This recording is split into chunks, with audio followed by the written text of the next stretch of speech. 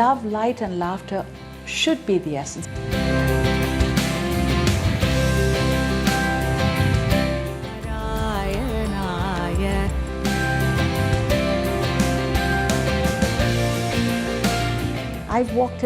If I walk in as a partner of McKinsey, I know more about your company than anybody will ever know.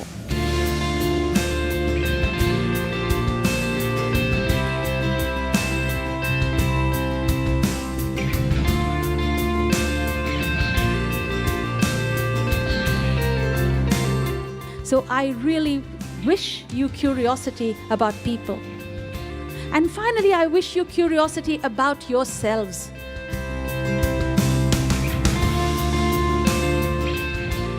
What was driving you really? Profits? Was it profits? Was Impact. it self-actualization? My entire focus on life was impact.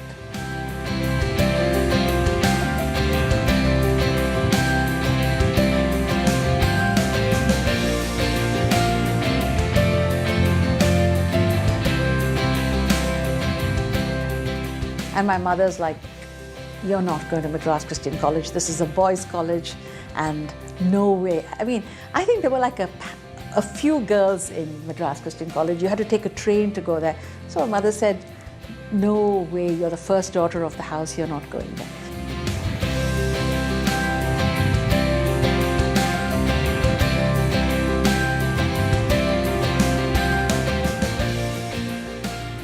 Hunger strike, but it was a real hunger strike.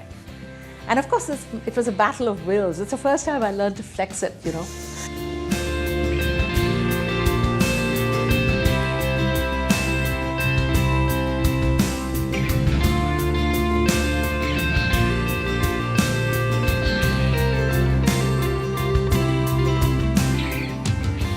He's from the north, and we were this absolute Dehati, Chennai girls, right? So he looked at me and said, no, you'll never get in. That's like the Nobel Prize, you're never going to get in. Until that moment, I am Ahmedabad was this random conversation. At that moment, it became, what do you mean I'm not going to get in? I'm going to find out.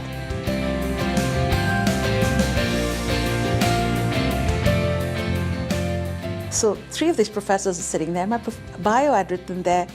I did concerts for All India Radio with Professor Swaminathan. He went there. And I'd written there I sing French songs because I was singing in French at the Alliance Française. I'd been learning French and I was performing a lot of French. And so they grilled me. These 3 guys, I was the last interview of the day, which I didn't know. These 3 guys grilled me on contract law for about 45 minutes, or various kinds of law, because I'd said I loved being a lawyer. They'd asked me, what would you do if you weren't going to be here? And then Professor Mohan Kaul, who had spent, as luck would have it, many years at the Sorbonne, he looked at me and he says, you sing French. In French, let me see. He says, you're the last interview of the day, and entertain us with a French song. Oh, je voudrais tant que tu te souviennes, des jours heureux où nous étions amis. En ce temps-là, la vie était plus belle et le soleil plus brûlant qu'aujourd'hui. Les feuilles mortes, which is autumn leaves in French. And I sang it in a perfect accent. And Mohan Kaul said to me, you blew me away. He said, I never expected somebody from Chennai who's never left Chennai to be able to sing this well in French, he says. And at that moment in time, I knew I had a fighting chance of getting in.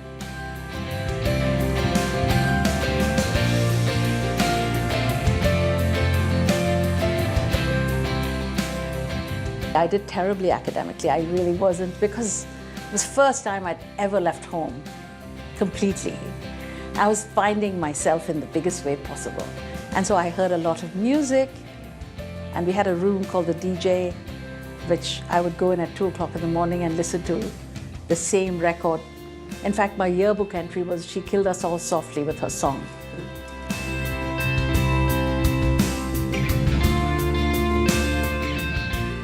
We were staying in the Holiday Inn, and suddenly Citibank would call us and say, you all need to get up into the room now because there's sniper fire everywhere.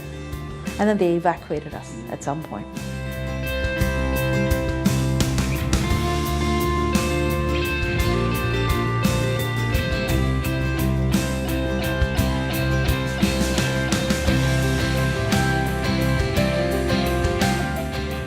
I had 16 interviews at McKinsey in the middle of the blizzard in a light yellow sari and a light blue sari. Those are the two saris I took with me to New York.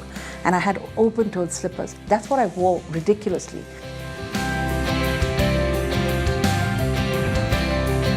I had to drive to New Jersey. I had never driven. So the whole weekend, I took driving lessons for like 8 hours. I took driving lessons.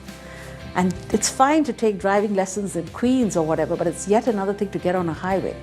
So I said to myself, okay, it's 4 hours, it's an hour's drive. So I left 4 hours before to get to my meeting. I said, maybe I'll drive slowly.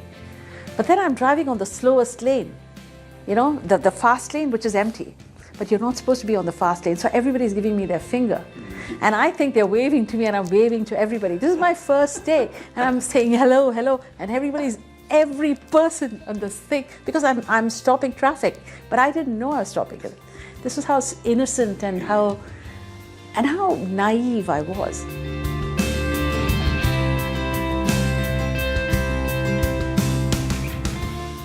India wasn't hot then.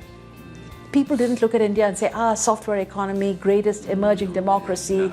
They spoke about the dot. They would ask me, how come you're not wearing the red dot? Or they would tell me, oh, do you eat cows, you know?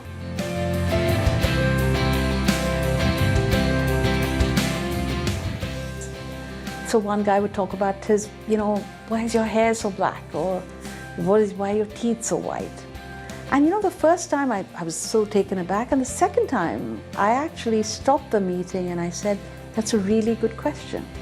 And let me tell you about what I know about how Indians clean their teeth. It's not the right moment for us to talk about it, but my grandfather used neem sticks.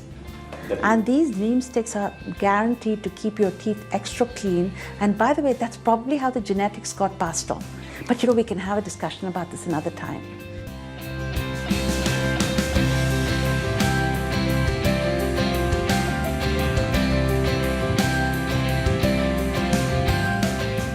And so I don't walk into a meeting saying, oh, I'm a woman of color, I'm this, that. I don't walk in like that. I walk in saying I'm the best expert on this topic because I've worked so damn hard.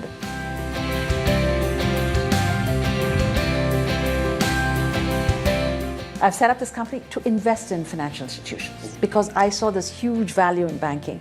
It was a regulated industry that was going into deregulation. There were trade-offs with my family, there were trade-offs with my children, with my child. And it was, I have only one daughter. And I didn't get to spend as much time with her because when you don't see the light of day, fortunately I got married much later in life, but 20s and 30s, you know, it was a very, it was all work.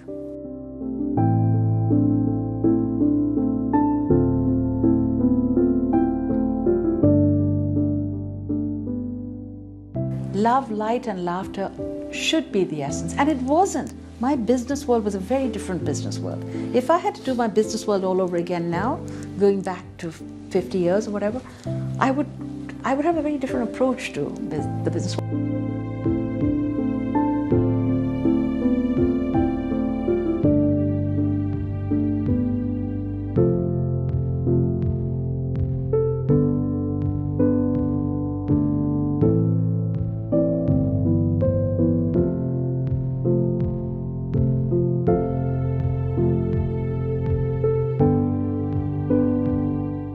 You know, these Chinese, the Confucius kind of things, right?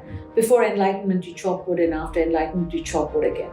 So this whole thing of spiritual growth is not that you retreat to a mountain top.